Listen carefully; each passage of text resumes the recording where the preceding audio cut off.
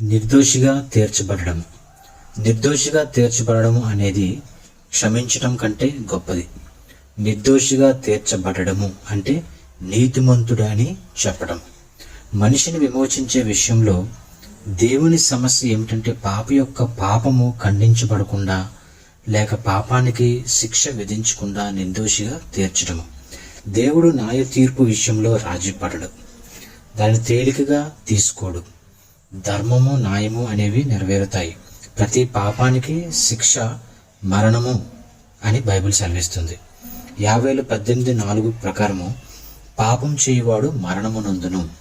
18:20 ప్రకారం కూడా దయామయుడైన దేవుడు తన ప్రేమను బట్టి అపరాధిని తప్పించాలని ఆశిస్తాడు. మానవ న్యాయస్థానంలో న్యాయాధిపతి నిర్దోషిని నిర్దోషిగా ఎంచి దుర్మార్గుణ్ణి శిక్షిస్తారు.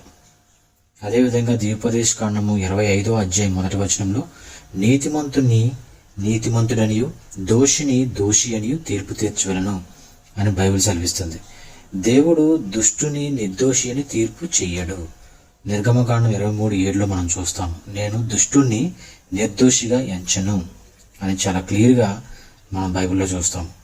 దేవుడు న్యాయాన్ని అన్యాయాన్ని న్యాయంగా తీర్పు చెప్పే వానిపై న్యాయ తీర్పును ప్రకటిస్తాడు. యెషయా గ్రంథం 5వ అధ్యాయం 22-23 ప్రకారము ద్రాక్షారసము త్రాగుటలో ప్రఖ్యాతి నొందిన వారికిని మద్యపు కలుపటలో తెగువ కలవారికి శ్రమ. వారు లంచము పుచ్చుకొని దుష్టులు నీతిమంతుడని తీర్పు తీర్చుదురు, నీతిమంతుల నీతిని దుర్నీతిగా చూపుదురు. అదేవిధంగా లోకాసువార్త 16:15లో పరిసయ్యులు దేవుని ఎదుట నీతిమంతులుగా తమను చూపించుకోవడం వల్ల యేసు వారిని ఖండించాడు. ధర్మశాస్త్రం గురించి మనం రోమపత్రిక 2:13లో ఇలా చూస్తాం, ధర్మశాస్త్రం అనుసరించి నడుచువారే నిర్దోషులుగా ఎంచబడతారు. అయితే మరి దేవుడు ధర్మశాస్త్రం అనుసరించి నడవాలని ఆశిస్తాడు. కానీ మానవులుగా మనం అది నెరవేర్చలేకపోతున్నాము. మానవుడు ధర్మశాస్త్రాన్ని సంపూర్ణంగా పాటించలేకపోతున్నాడు. అందుకే రోమపత్రిక 3:23లో మనం చూస్తాము, అందరూ పాపం చేసి దేవుడు అనుగ్రహించు కృపను పొందలేకపోతున్నారు. ఈ సమస్య చాలా కలవరపెడుతుంది. కేవలం దైవ జ్ఞానము, దయ ఈ సమస్యను పరిష్కరించడం సాధ్యము. మనకి దేవుని కృప, ఆయన దయ, ఆయన జ్ఞానం ఉంటే తప్ప మనం ధర్మశాస్త్రాన్ని నెరవేర్చలేము. దీనికి దేవుడు ఇచ్చిన పరిష్కారం ఏంటంటే, యేసు తనంతటా తానుగా ధర్మశాస్త్రానికి సంపూర్ణ విధేయుడిగా జీవించి నిర్దోషత్వాన్ని నిరూపించుకొని ఆయన యందు విశ్వాసం ఉంచి వారికి దానిని బహుమతిగా ఇచ్చాడు. ఇది దేవుడిచ్చిన పరిష్కారం. What is justification? నిర్దోషిగా తీర్చబడము అంటే ఏమిటి?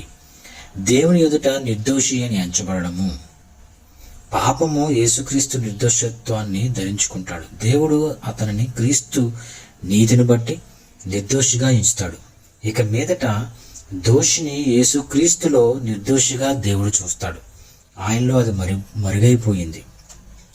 నిర్దోషిగా తీర్చడము అనేది న్యాయ వ్యవస్థకి సంబంధించిన దేవుని కార్యము.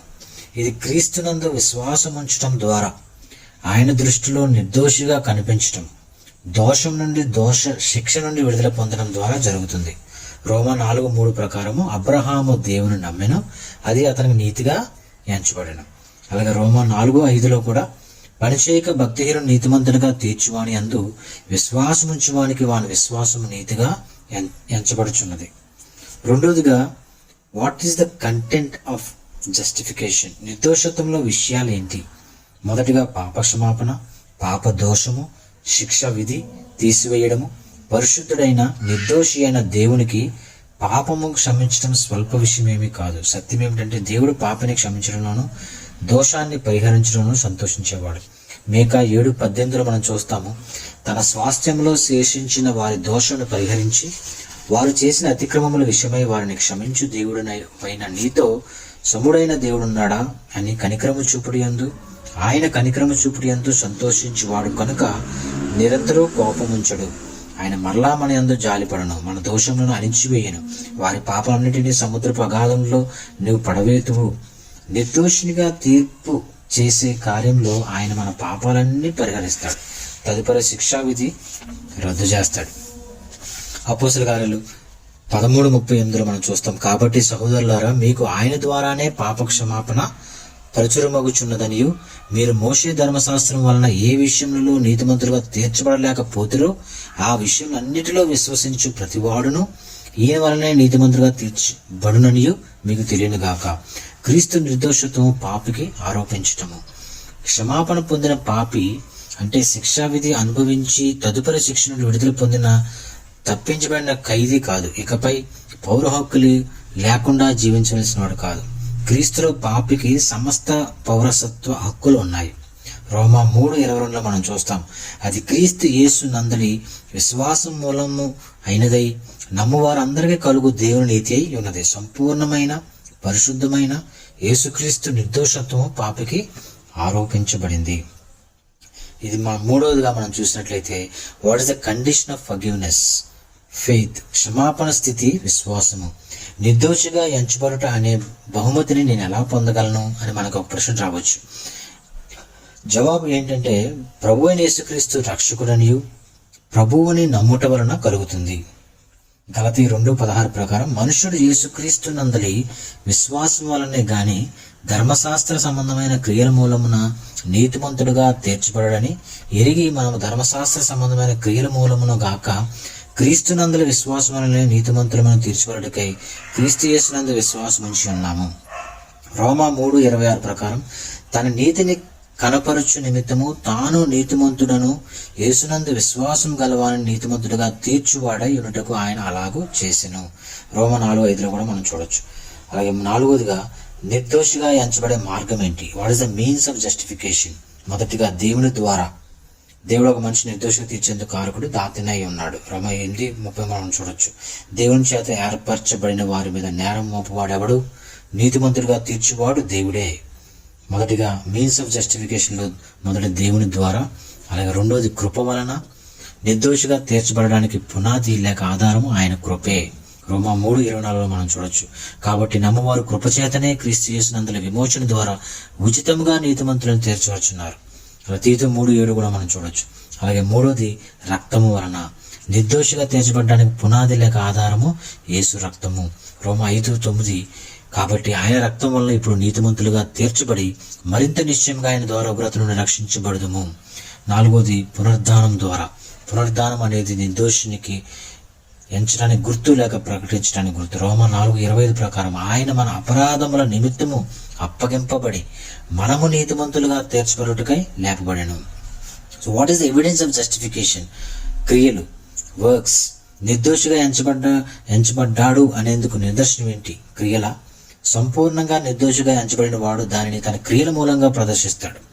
యాకోబు 2:21-23 మనం చూసినట్లయితే మన పితరుడైన అబ్రహాము తన కుమారుడైన ఇసాకును బలిపీఠం మీద అర్పించినప్పుడు అతడు క్రియల వలన నీతిమంతుడైన తీర్పు పొందలేదా? విశ్వాసము అతని క్రియలతో కూడా కార్యసిద్ధి కలుగజేసిననియు క్రియల మూలంగా అతని విశ్వాసము సంపూర్ణమైనదనియు గ్రహించున్నావు కాదా? కాబట్టి అబ్రహాము దేవుని నమ్మెను, అది అతనికి నీతిగా ఎంచబడను అను లేఖనము నెరవేర్చబడను మరియు దేవుని స్నేహితుడని అతనికి పేరు కలిగను. ఈ లేఖ భాగము విశ్వాసానికి క్రియలకు మధ్య ఉన్న సంబంధాన్ని చూపిస్తుంది. విశ్వాసం ద్వారా మనం నిర్దోషులుగా తీర్పు పొందాము. తదుపరి మంచి క్రియలు వెల్లడి చేసే నిర్దోష జీవితాన్ని మనం జీవిస్తాం. విశ్వాసం ద్వారా మనం నిర్దోషులుగా తీర్పు పొందాము. తదుపరి మంచి క్రియలు వెల్లడి చేసే నిర్దోష జీవితాన్ని మనం జీవిస్తాం. 6వదిగా నిర్దోషినిగా తీర్పు పొందడం వల్ల కలిగే ఫలితాలేంటి? What are the results of justification? మొదటిది సమాధానము. రోమా 5:1 ప్రకారం కాబట్టి నీతిమంతులుగా తీర్చబడి దేవునితో సమాధానము కలిగి ఉండుము. దేవుని దయను బట్టి సమాధాన సంబంధమైన మనసాక్షి కలుగుతుంది. దేవుని ప్రేమను బట్టి సమాధాన హృదయం కలిగి ఉంటాం. దేవుని సత్యం వలన సమాధానం కలిగిన మనసు కలిగి ఉంటాం. దేవుని సన్నిధి ఆత్మలో సమాధానం కలిగిస్తుంది. రెండోది ఆరాధించడానికి, స్తుతించడానికి, విన్నవించుకోవడానికి దేవుని సన్నిధిలోకి ప్రవేశించే భాగ్యము మనకు కలుగుతుంది. రోమా 5:2 ప్రకారం ఆయన ద్వారా విశ్వాసం వలన కృపయందు ప్రవేశించితిమి. దేవుని అనుగ్రహంలోకి ప్రవేశించడం, నిర్దోషిగా తీర్పు పొందడం ద్వారా ఒక నూతన స్థితి కలుగుతుంది. మూడోది శ్రమలు. మద్రాసు వాస్తవులైన రెవరెండ్ శామ్యూల్ మాథ్యూన్ గారు నిర్దోషిగా తీర్పు చేయడం ద్వారా కలిగే 2 ఫలితాల పట్ల తన ఉద్దేశాన్ని చాలా చక్కగా చూపించారు. దేవునితో సమాధానం కలిగి ఉండటము మొదటిది. రెండోది లోకంలో శ్రమలు అనుభవించడం. రోమా 5:3 ప్రకారము 2 తిమోతి 3:12తో పోల్చండి. క్రీస్తునందు సద్భక్తితో బ్రతుకు నిర్దేశించే వారు అందరూ హింస పొందుదురు. సో చివరిగా మనం విశ్వాసం మూలంగా లోతైన ఆలోచన విధానంలో నిర్దోషులుగా చేయబడ్డాము. కాబట్టి విశ్వాసం మూలమైన నీతిమంతులుగా తీర్చబడితిమి. నా సహోదరులారా, క్రియలు లేనప్పుడు ఎవడైనా తనకు విశ్వాసం కలదని చెప్పినట్లు ఏమి ప్రయోజనము అని యాకోబు పత్రిక 2:4 మనం చూస్తాం. అలాగే లోక 8:13 ప్రభువా నన్ను కనికరింపుమని ప్రార్థించిన ఒక పాపితో నీ పాపములు క్షమింపబడినవని లేచి ఇంటికి వెళ్ళమని ప్రభు చెప్పాడు.